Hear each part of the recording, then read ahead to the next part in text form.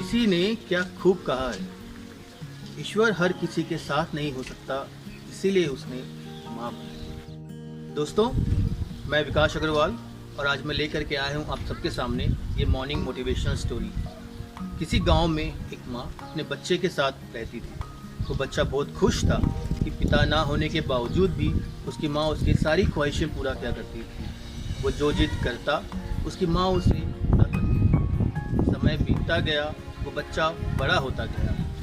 बड़े होते के साथ साथ उसकी ख्वाहिशें भी बढ़ती गई, क्योंकि वो एक ऐसे स्कूल में पढ़ता था जहाँ पे ज़्यादातर अमीर बच्चे ही पढ़ा करते थे, तो उसकी ख्वाहिशें भी बड़ी हुआ करती थी। उसकी माँ दिन भर दूसरों के घर में काम करके कोशिश करती थी कि अपने बच्चे की जितनी ज़्यादा से ज़्यादा ख्वाहिशें वो पूरी कर सकें, वो उतनी ख्वाहिशें पूरी करती थी। लेकिन फिर भी कुछ ऐसी ख्वाहिशें थी जो अधूरी रह जाती थी। वो बच्चा उन ख्वाहिशों को लेकर के अपनी माँ के साथ में अक्सर झगड़ा किया करता था कि दूसरों की माँ उसे ये ला कर देती है, दूसरों की माँ उसे वो ला कर देती है, लेकिन एक माँ तू ही है जो मुझे मेरी सारी ख्वाहिशें पूरी करके नहीं देती है। उसकी माँ उसे अक्सर समझाती कि बेटा, हम गरीब हैं और मेरी तबीयत भी बहुत ख़राब रहती है।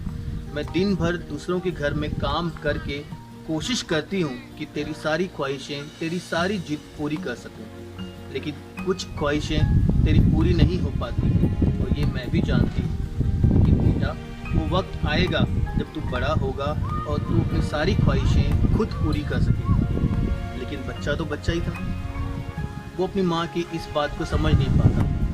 वो अपनी माँ से झगड़ा किया करता था और धीरे धीरे वो अपनी माँ से गुस्सा रहने लगा। उसकी माँ की लाख समझाने के बावजूद भी वो अपनी माँ से ज़्यादा बातें नहीं किया करता था और ऐसे ही वक्त बीतता गया। वो बच्चा बड़ा हुआ, उसने अपने स्कूल पास की और अब समय आ गया था जब उसकी माँ को एक फ़ैसला लेना था कि वो अपनी गरीबी से हार कर अपने बच्चे को अपने साथ अपने घर में रख ले, उसे भी अपनी तरह मजदूरी करवाए, दूसरों के घरों में काम करवाए, या फिर संघर्ष करे और एक बड़ा निर्णय ले कि वो अपने बच्चे को बाहर पढ़ने भेजे।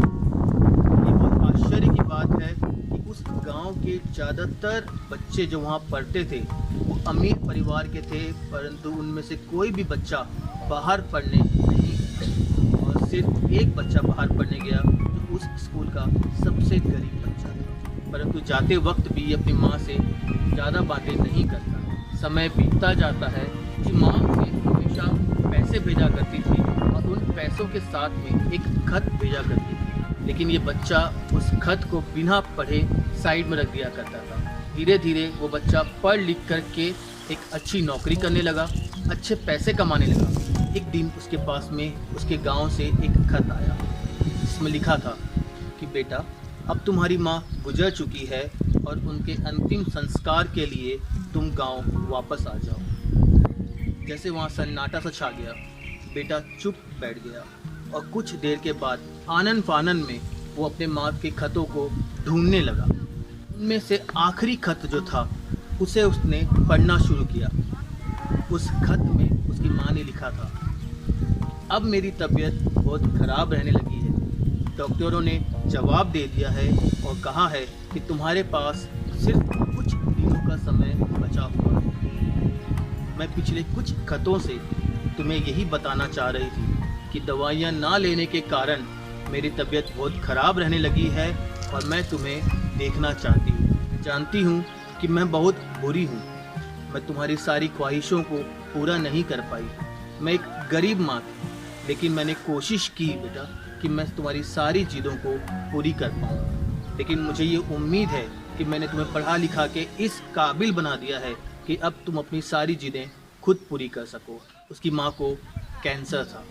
अपनी दवाइयों के खर्चों को बचाने के लिए वो अपनी दवाइयाँ लेती नहीं थी और अपने बेटों की ख्वाहिशों को पूरा किया करती थी। दोस्तों, माँ से बड़ा कोई धन नहीं होता।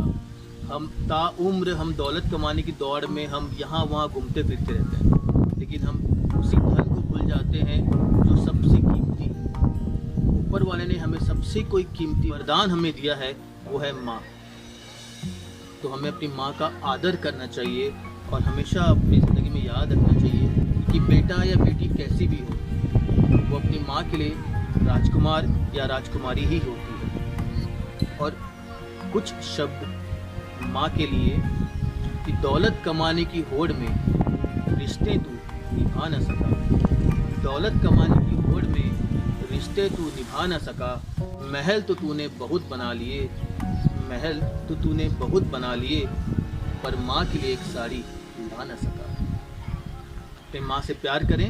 और अगर हमारी ये स्टोरी आपको पसंद आई हो तो प्लीज़ अपनी माँ के चरणों को छू करके उनसे एक आशीर्वाद जरूर लीजिएगा आज।